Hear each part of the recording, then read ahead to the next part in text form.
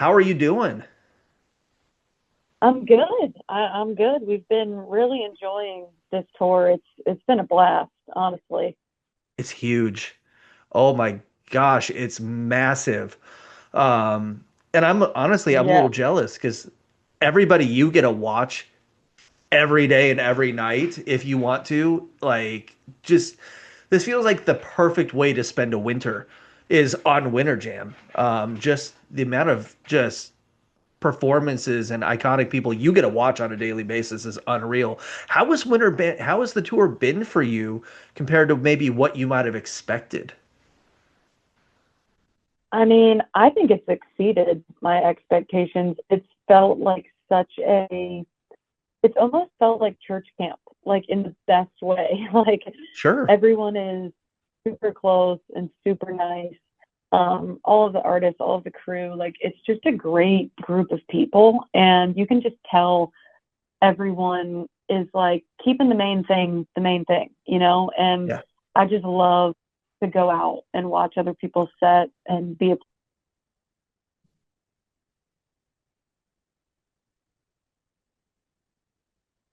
Hello?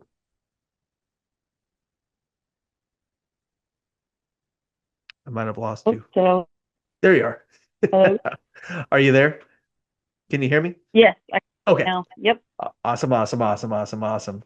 Um, Tell me about Winter Jam Church. I don't think that's something that gets talked about a lot, but there's a Winter Jam Church on tour, from what I understand. Yes? Yes.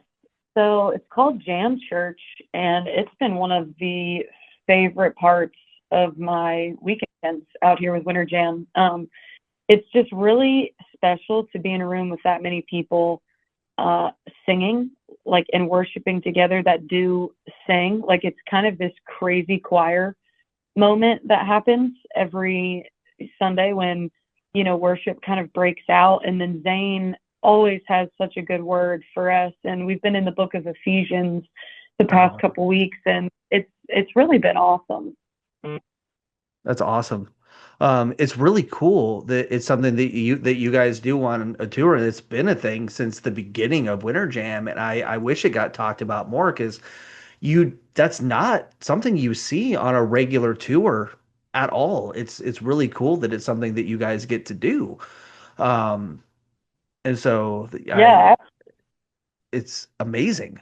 Um, I've talked to a couple people, a couple artists on the tour already. Kevin from Disciple, Russ from New Song. I just got done with Matthew West, and everybody is talking about your set and your performance. And Oh, wow. seeing Kevin from Disciple just light up when I mentioned your name, and just like getting on fire talking about just your voice.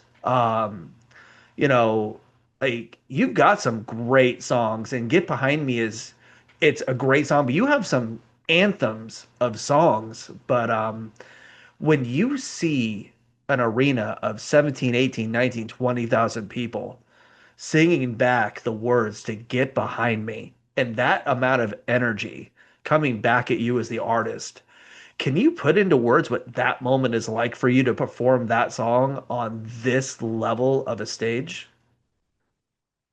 Oh man, I can try my best. But yeah, it's such a surreal moment because, I wrote that song with my guitar on my couch in my living room for me, never Oh, really even thinking it was going to leave the living room, and so right. the fact that it has and it's entered into, people's car speakers and arenas in their lives, like how people have resonated with this song and have been able to sing it over their own life. It's such a humbling experience.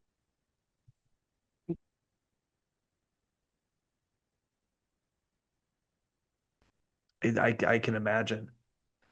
Yeah, and every night it just fires me up that much more. Like when we get to that song, and it's just, well, as you said, it is an anthem and a Mhm. declaration, and it's just thinking about who is really on the throne and who is the ultimate authority. And like, I don't know how you don't get fired up, about that. So I have a hard time I got to rein myself in every now and then because I just get so fired up. But it's been awesome. We've been loving it.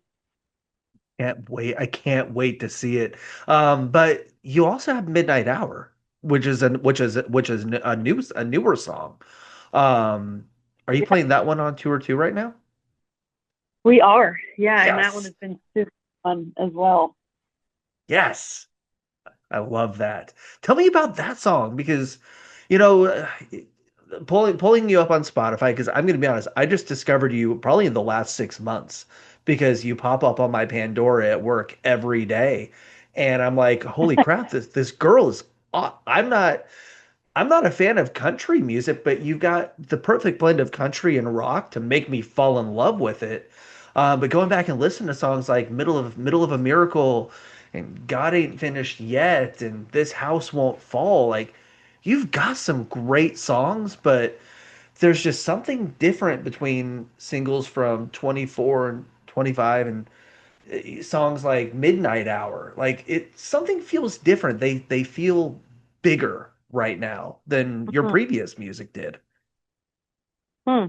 Yeah, I have always loved rock music, to be honest. I grew up on classic rock, and so, an electric guitar just inspires me instantly. Mhm. And so, that was one of the veins of my music that I wanted to explore a little bit more and write a little bit more. And for me, it's always kind of come out, and to be able to have the creative freedom from my team and the label, and everybody supporting it, it's really kind of unlocked this thing for me. And I, again, have always loved rock music. And so for me, it's like I'm a little bit country, I'm a little bit rock and roll, but I love Jesus and I want to make music that glorifies the Lord. And so it's like, okay, how do we blend all these things together? And it's been a fun year experimenting with that. And Midnight Hour is one of my favorite stories in the Bible about Paul and Silas and how they Mm. were in prison and could have felt sorry for themselves. They could have been mad at God. They could have done so many other things, and they chose to praise instead. And how praise was a catalyst for not only them to be released, but the jailer was saved and released, metaphorically in his own way too. And I just love that praise was their response when it was one of their hardest times, you know, and it talks about it being late at night, in the midnight hour. And so this idea of I'm going to praise, even in the midnight hour, I'm going to give him praise. Like there's just an attitude there that I wanted to capture with that song.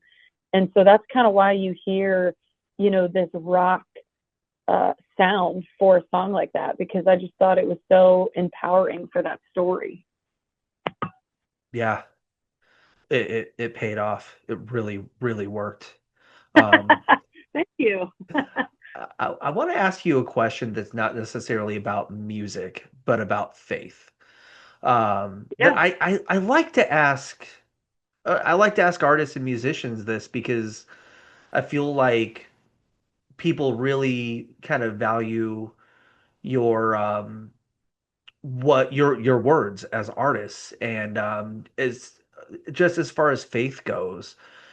If Winter Jam is getting to a point where there's a lot of artists, especially on the rock side, that have two different fan bases. They have the Christian fan base, but they also have the mainstream secular fan base too. Disciple, Skillet, Red, Thousand Foot Crutch, Lecrae, Andy Mineo, even yourself, have a lot of people that love your music that may not necessarily be Christians, or maybe they've been had faith, they've fallen away from it.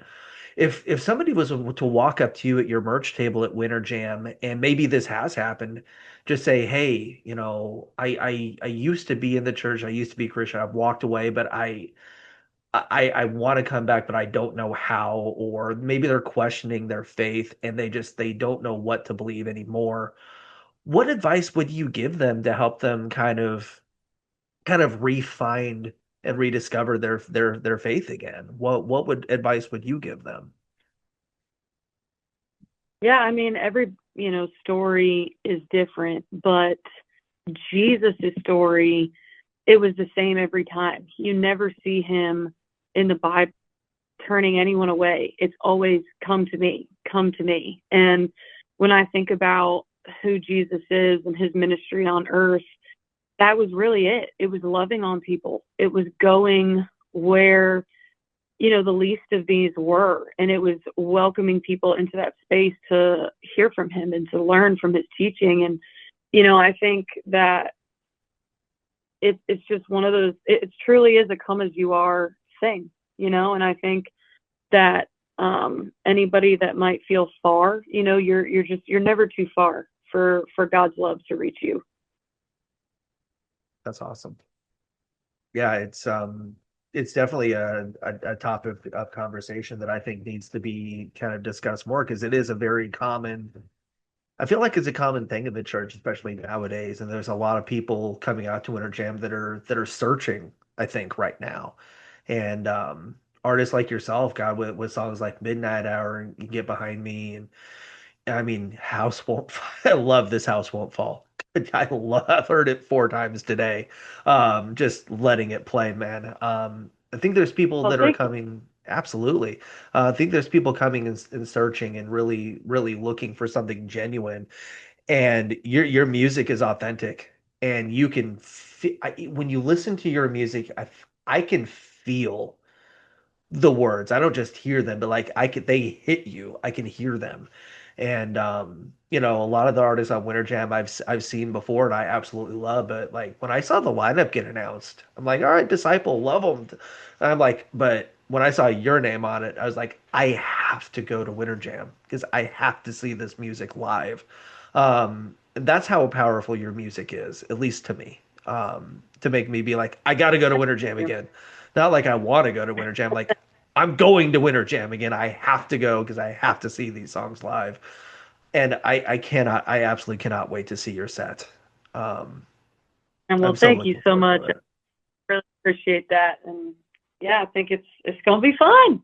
Yes, it sounds like it's going to be a party for sure. I cannot wait. Emerson, thank you so much for doing this today with me. I appreciate it. Have a great show tonight. You're in Peoria, so you're not far down the road from me. Nashville tomorrow. It's gonna be, it's gonna be a fun second half of the tour for sure. Yeah, we're looking forward to it.